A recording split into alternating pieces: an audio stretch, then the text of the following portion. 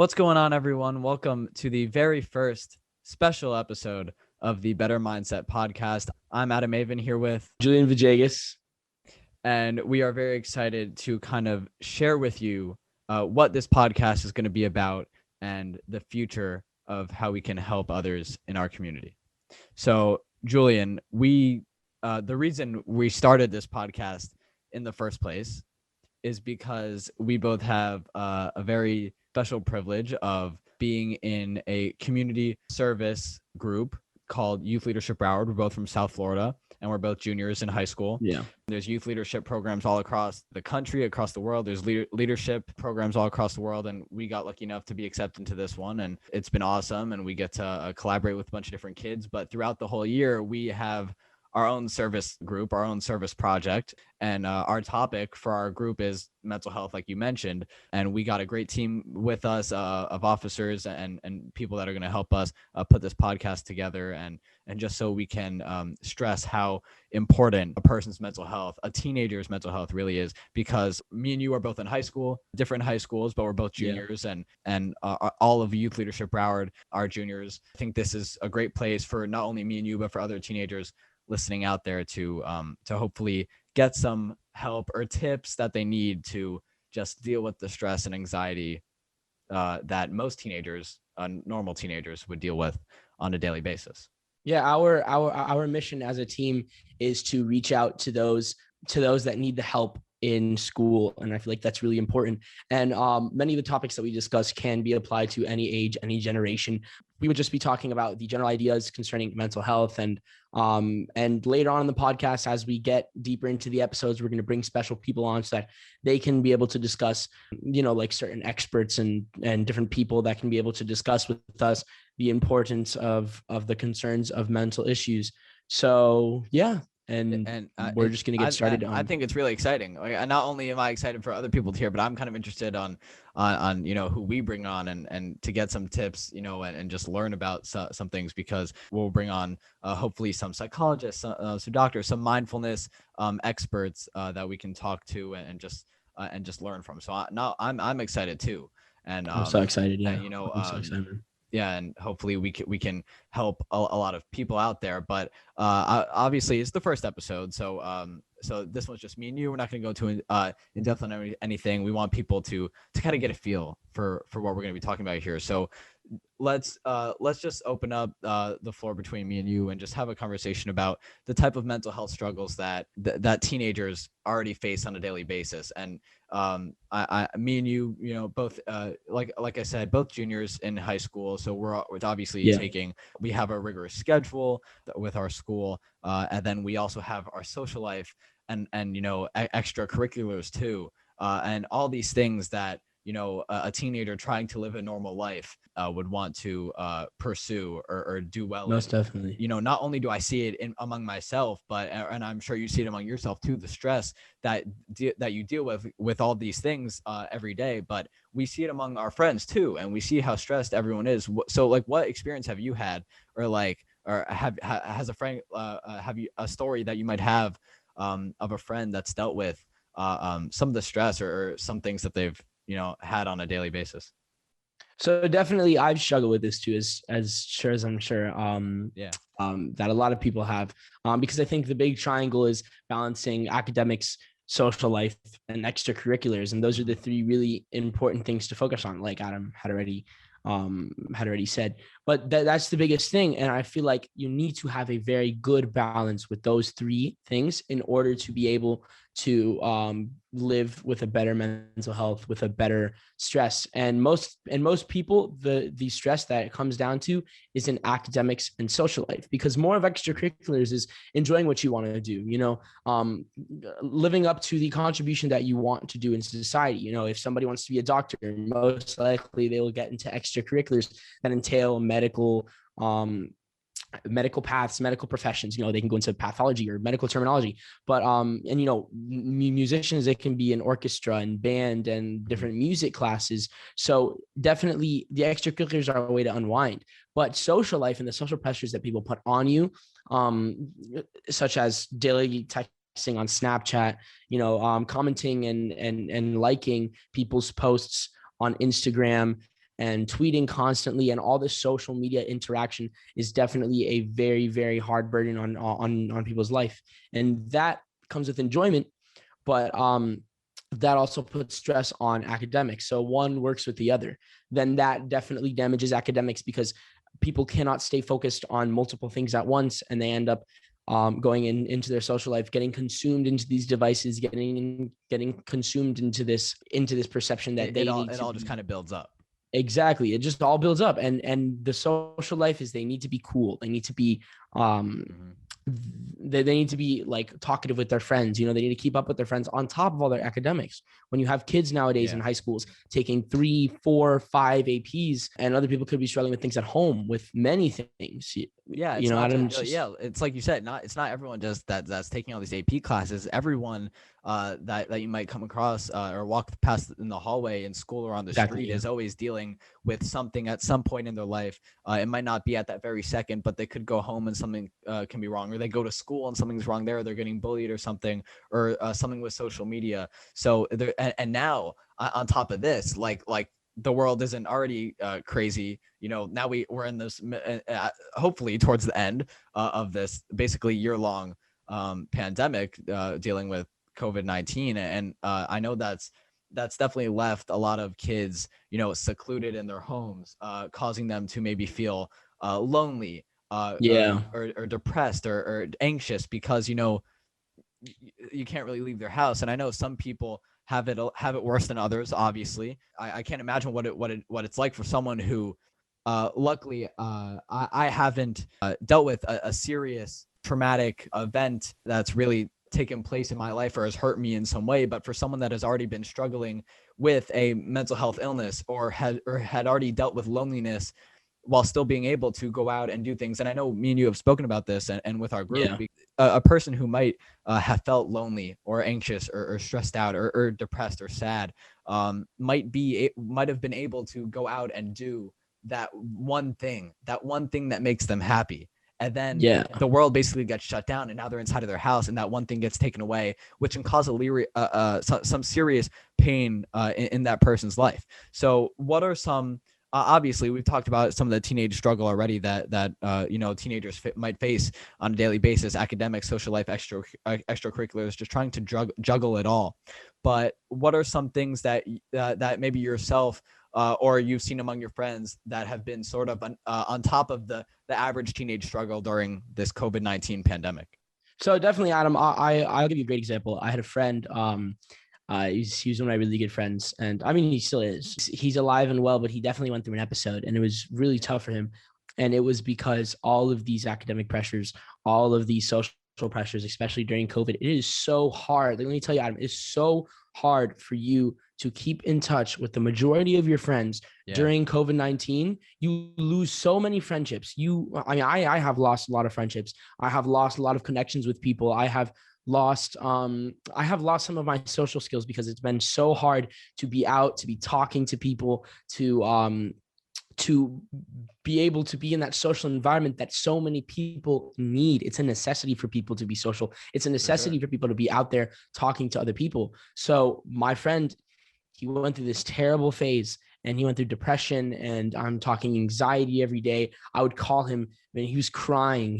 And this was a tough guy. He's always been on top of his stuff. He's always been he's always been super, super nice and super, super social and stuff like that. But you just tell him, take a turn, and he started getting into these bad things. He started getting into drugs. I used to call him and he'd say, yo, dude, I'm stoned or something. And it's like, why, But the thing is that's their only release most of these times, drugs and drinking. And even in these high schoolers who shouldn't even be drinking in the first place, who shouldn't even be doing drugs in the first place.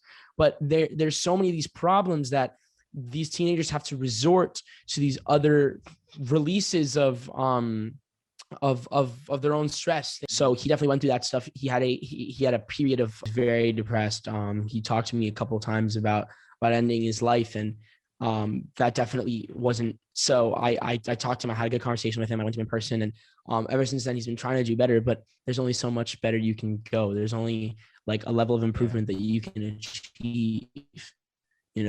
So that's what it comes down to. And Thanks for telling that story, and I hope your friend is doing well, and I hope you know that everyone out there kind of listen to that, and everyone who's listening kind of heard that, and knows that there's always someone you can talk to, and that there's always a better coping mechanism that you can use, because I think having the right ways to cope with your emotions is very important. And like we said, so being secluded in your home during COVID, and right now it's tough for a lot of people. And like for myself, with school and with I've gone through my different emotions during this pandemic. I'm sure you have too, and your friend has had his fair share. Other people across the world, millions of people have had their share of different emotion shifts throughout this pandemic. I know I have, for sure.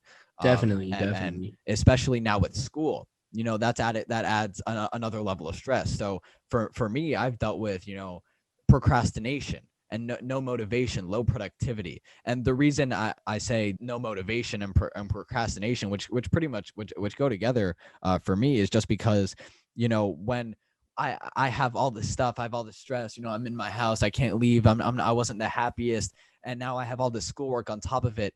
And I know I have to do it to maintain my grades. I know but I do it all, and then I know I have more. But that tiny sliver of freedom from no school, from getting away, I feel like I need to take it.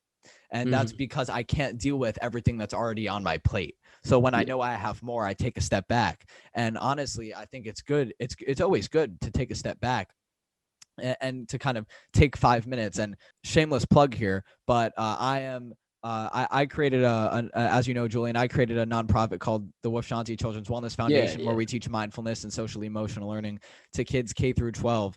And so mindfulness, which is basically being in the present moment, putting those random negative thoughts in your head and releasing them without judgment, giving kindness to yourself, giving kindness to others.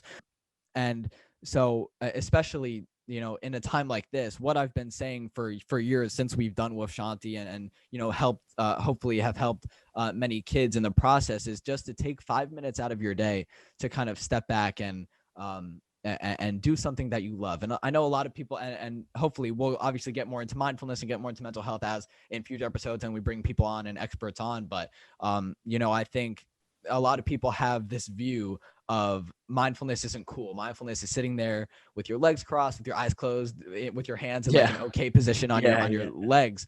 But that isn't what it is. Mindfulness can be anything that you love. It's something that helps you relax and something that helps you cope. And the reason I say all that is because I've had my fair share of episodes during this pandemic as well. But I've had the ability to kind of take a step back and respond instead of react. Instead of just getting angry or getting upset, I kind of take a moment. I'm able to breathe and relax, and I know that mindful technique. So hopefully in future episodes, and hopefully we'll be able to again bring people on and talk and go more in depth on all these amazing subjects that hopefully will help a lot of people, that they will also learn, teenagers, parents, whoever is listening, the proper tools to cope with their emotions on a daily basis, because I know everyone feels some sort of stress in their life. Yeah, and that's really important. And I think like it doesn't even have to be like a given thing. Like, what do you enjoy? Ask yourself, like right now, ask yourself, what do I enjoy? And when you take that to account, when you take it into account, you need to know that what you enjoy, that is essential to you being mindful, right? That is essential for you keeping your sanity. That's essential for you relieving that stress, and whatever it is, maybe flipping a Rubik's Cube around, maybe playing Sudoku, maybe like download a mobile game, for God's sake. You know what I mean? Watch a series of Netflix, or, watch an episode every night. Do something where you're able to relax, where you're able take to a step unwind. back. But I find this funny because we're talking about downloading a game or something that you like to do, or play something that makes you happy, or watch TV. But before, when I used to I used to speak in front of teachers, guidance counselors, or kids, and give my mindful presentation and whatnot, and I would say get off your phone. At the time before COVID hit, I was off of social media, and that was probably some of the happiest time of my life, just because I was kind of able to back away and step away from everything that's going on. And I would tell other kids and adults, say, I'm off social media. And I'm not saying to delete social media, but what I'm saying is to kind of get off your phone for a little bit, take in the present moment, focus on the world around you. We all have these random negative thoughts that come in our head a day. We actually have over 50,000 negative/random thoughts a day. And the most important thing, and the thing that hopefully mindfulness will help you with when you learn the proper tools and techniques, get those, notice those negative thoughts without judgment, release them, and just begin again. And I think hopefully that's what people will be able to do. And when I was off my phone, and I would say get off of social media, like just for a little bit. But now in the middle of this pandemic, I feel like you have to switch a little bit and say just get off it for a little bit. But I got back on social media because all my friends are on social media. The only way I talk to them is through there. During school, I got to see them every day, and then COVID hit, and you're basically isolated. At least I was. And so I needed to stay in contact, because for anyone out there listening, like, communication is key. If you're struggling with something, just like Julian's friend was, he reached out and he was able to talk to you and was able to, and you've been able to help him. And I if anyone out there who's struggling, if it means you get talk to a mental health professional, or just a guidance counselor or a parent or a friend, make sure you ask for help, because asking for help and being able to open up and talk might be able to save your life or someone else's life. Yeah, it's really important. And, staying in communication, that's definitely essential. It's staying in communication. That's really important. You also have to make sure that you take that time to de-stress, to unwind, to relax. That's why we say 5 minutes a day, because if you can learn just by practicing 5 minutes a day of mindfulness or whatever you like, and obviously I'm not saying to never relax any other time throughout the day, but I'm saying take a specific 5 minutes or 10 or however long you want, but preferably 5 or more, just because that kind of takes enough time for your brain and body to kind of come together and relax. Take those 5 minutes to learn these, mindful tools, because like if you can continue to practice, and one of the practices that we like to do or talk about is called it has to do with we call it a music practice. And basically you listen to a song, any song,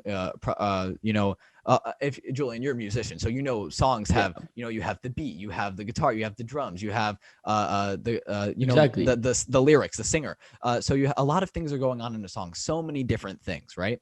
And so we do this practice a lot, teenagers, with teenagers especially, because we tell them, if you can listen to this song and pinpoint one thing in the song, whether it's the drums or the guitar, just think of one thing. And if you can stay focused on that one thing in the song throughout the entirety of it, then hopefully you'll be able to focus on that one thing that you're doing in your daily life. Because if you can cut down, let's say those random thoughts from 500 random thoughts on day 1 to 499 random thoughts on day 2, then hopefully that's an improvement. That one drop is an improvement. And so hopefully the more you practice, and let's say and you focus on that drum beat or the guitar or whatever it is in the song, you'll be able to focus on whatever it is in your daily life. So like you said, I didn't start practicing mindfulness right away. I didn't know, I still learned. I'm still learning to this day. That's why I'm actually really excited to bring people on and to be able to talk and share with the world of what information we find out. But as much as I talk about it, I still have a struggle sometimes of going back and being mindful, because I'm still a normal teen. I still deal with things on my daily basis. So guys, I'm not saying you're going to learn mindfulness by listening to us right away. But what I'm saying is take the opportunity to practice, to take a step back. And and if that right there doesn't, and if you're still not sure on mindfulness, there are so many scientific studies out there that prove that mindfulness works. And try it for yourself. That's what I'm trying to get at. So guys, the essential question here is, what struggles do you find yourself facing on a daily basis? Take a moment to reflect, take a moment to really understand what are the struggles that you face, and then think about ways that you can help them. Think about ways that you can address them, whether it's any of the things that we talked about, or if it's something else that we didn't talk about, anything that relieves stress. And I know you guys can do it. We're here for you every step of the way. We're going to post a podcast next week. We're going to make sure that we stay on top of this to give you guys the resources and to give you guys the extra help that you need. But for now, this concludes our podcast. Hopefully this can be a good opportunity to get tips and help and to relate to the things that you face on a daily basis. We're definitely here. Our name is The Better Mindset again, if you missed it. But we want to say thank you. I want to say thank you so much for taking the time out of your day to listen to our podcast. Make sure to follow us on social media for further updates. Our Instagram is The Better Mindset, all together with an underscore at the bottom or at the end. And if you're watching us on YouTube, make sure to smash the like and turn on notifications. And if you're on Spotify or any other platform, thank you so much for checking us out, and we will see you next time.